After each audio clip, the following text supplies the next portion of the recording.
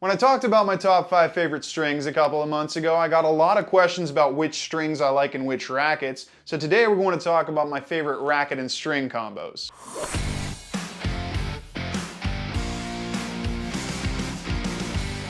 Hey everybody, it's Luca from Rackets Runners. So this is a video I was really excited to make because strings are obviously extremely important to playability, and finding the right one can really make or break a racket. There have been plenty of times where I was playtesting something and didn't really like it right away, and then I put a different string in it and it played 100 times better. For example, testing recent Yonex 100s like the V-Core E-Zone and even the old V-Core Pro 100, I playtested them first with Polytour Pro, which is a string that had worked well for me historically with Yonex rackets, but I really didn't like these frames.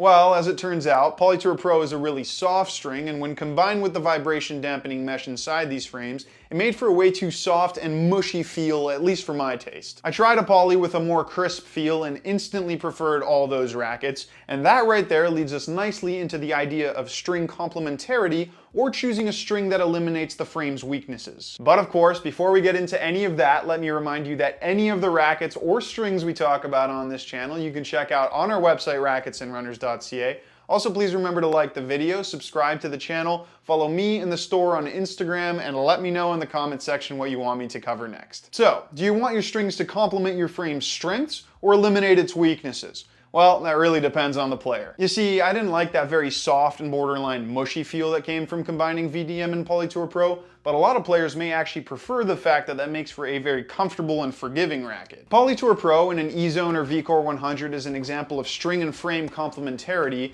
where something like Alu Power would be more appropriate for me who's trying to eliminate what I consider those frames' weaknesses. Now this probably makes sense to a lot of you, but it's also very important to note that not all frames are very string sensitive. For a lot of rackets, especially very well-rounded ones, the string won't make or break your experience, but you can still fine-tune the feel. Take the Headspeed MP for example. It does everything quite well. Power, spin, control, and feel are all excellent, so you can kind of put whatever you want into it. If you want more power, go for a softer string or a lower tension or both. More spin, add something sharp or slick, and if you want more control, go for something high tension or a stiffer poly. The Percept 97 also takes well to most strings. I know this is more of a control-oriented racket, but this style of frame, because it's less tech-focused, is kind of a blank slate for any string setup you want. The control and comfort will always be high, so if you want to play around with combinations that will add more power and spin, you definitely can. Me personally, I've settled on head Lynx Tour at 52 pounds, which is kind of what I would consider my most standard setup right now. But anyways, now let's get into some more specific and unique combinations that I've found work really well for certain rackets over the last couple of years of playtesting.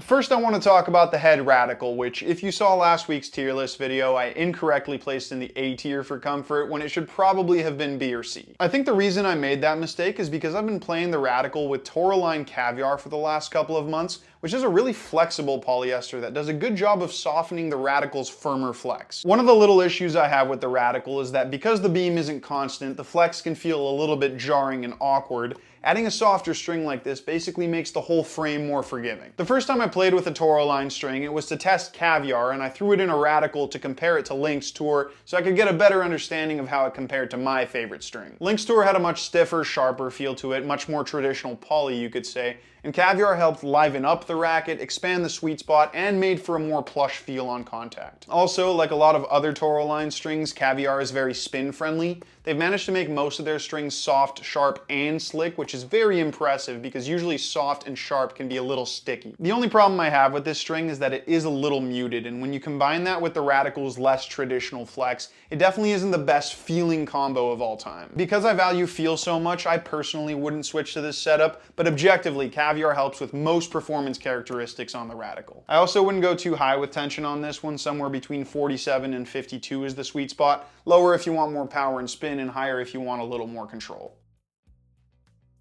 Now we're going to talk about my favorite racket and my favorite polyester string and why I think they work so well together. Head Lynx Tour in the Gravity Pro. This is one of those combos that's very complementary. Both have fantastic control and feel. We already know the Gravity Pro does, but Lynx Tour to me is one of the best feeling polys. So that complementarity is a big part of why I choose these two together, but what sets Lynx Tour apart from Alu Power or some other good feeling polys is its shape. I've started to really enjoy shape strings in 18x20s because they add a bit of bite to the ball, which means you get a higher launch angle, and eventually more spin because of the extra purchase that means you get. I'm not saying I want to make 18 1820 spin rackets, but adding spin, as long as it doesn't overpower control and feel, is definitely not a bad thing, and especially in a 100 square inch head size, it works really well. Lynx Tour shape isn't too aggressive either. It's not as sharp as Hyper G or some other strings, which is why I definitely don't think it overpowers the Gravity Pro in any way. I've also tried going the other way and adding super slick spinny polys like RPM Rough to this racket, and it didn't have the same effect. It's not bad, I actually really enjoyed that setup, but it was a little more overpowering. It added a bit too much snapback to the string bed and made me change my forehand, which I really don't want to do with the Gravity Pro. This is a racket I just want to go out there and hit with, feel what the frame has to offer more than the strings, and Lynx Tour is a perfect conductor of that while still adding a bit of playability. You can also transfer pretty much everything I just said to the Percept for why I like this string in this racket. The more I'm starting to play with this combination, the more I'm really starting to like it. Now, tension-wise, for the Gravity Pro, you want to go a little bit lower, which is a general rule of thumb I apply to 1820s. My baseline for tension is usually 52 pounds, and in the Gravity Pro with Lynx Tour, I'm going for 49.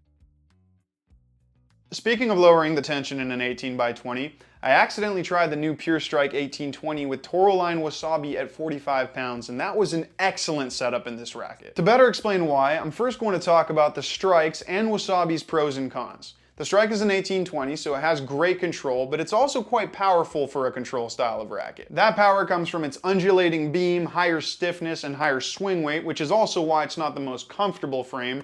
Also, as an 18x20, it doesn't have the easiest access to spin. Wasabi is a Toroline string, so it has that signature slickness and shape, so it's very spin friendly. It's also quite soft, maybe not as soft as Caviar, but still more than most polys. The slight downsides are its feel, and it's a little less controlled than stiffer polys. So, Wasabi makes the Strike significantly more comfortable. The 18x20 string pattern is still plenty controlled despite the slightly launchier nature of this string, and power and spin are great with that lower tension. 45 pounds makes for quite a bit of trampoline effect, and you get tons of string snapback, especially with a slick string like Wasabi. Good snapback is not something that's common on an 1820, by the way. Honestly, I think more people should try something like this, a slick, spinny poly at a low tension in an 18x20 string pattern, and I'll definitely be experimenting with it more in the future. This next combo is kind of the definition of string and frame complementarity. RPM Rough in an Aero 98. I have RPM Blast in this one, and that's because the demo with Rough is out right now, but part of my journey to appreciating RPM Rough started by playtesting the Aero 98 with Blast, and then realizing how much better it got with RPM Rough. You see, this string is spin friendly, no question about it, but with RPM Rough, spin potential goes to another galaxy, and that's for a couple of reasons. Spin rackets like the Aero 98, Aero 100, even the Extreme and the V-Core, they're designed to amplify string snapback. RPM Blast snaps back a lot, but around RPM Blast with texture makes it even more slick and easier to move on itself, and that combo in a spin racket is absolutely insane. I really don't want to make it sound like RPM Blast is bad in this racket, because it's definitely not. It's more so that compared to RPM Rough, it's just not quite as effective at complementing this racket's main strength. So optimizing spin is the #1 reason why you're putting RPM Rough and the Aero 98 together, but they also do all the other stuff quite well. It's a stiff string with really nice feel because of the yellow dye, so it has great control, and it's kind of the same thing with the Aero 98, which is definitely more of a power and spin focused racket compared to other players' frames, but compared to those 100 square inch spin rackets, it has way better control. Also, because RPM Rough is round, it doesn't have that inconsistent feel that you can sometimes get with a shape string, which is really important in a spin style of racket because they can get a little bit wild if you're not careful. In terms of tension, I would go with whatever you're most comfortable with, but not too low. You don't really need to amplify snapback with a lower tension. The string and frame will do that for you, so it's best to keep things a little bit more controlled.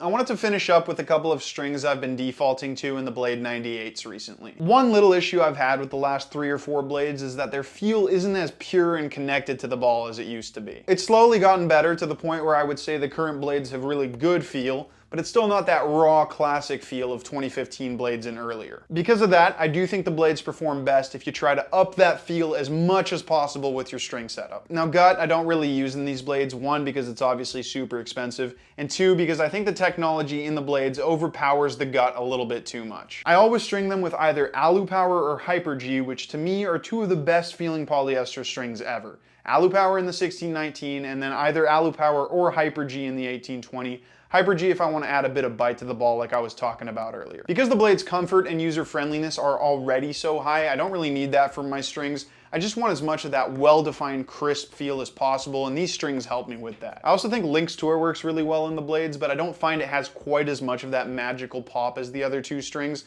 so I put it just a little bit under in my recommendations. In terms of tension, I go for that 52, 53 mark. I find the blades so comfortable that you don't really have to be worried about going too high, but they're also not very tension sensitive, so feel free to experiment with whatever you want. That's it for my favorite combos. I'm also very curious to hear about any setups you all might prefer, and if you disagreed with anything I said, don't hesitate to let me know in the comments. I'm also thinking if you guys enjoy this one that I could start exploring with some poly-poly hybrids or even maybe different tensions, so I could make a video on that in the future. But with that said, that is going to be the end of this video. Thank you so much for watching, and remember that if you want to demo any of these rackets or try any of these strings, you can come visit us in store, or you can check them out online at racketsandrunners.ca.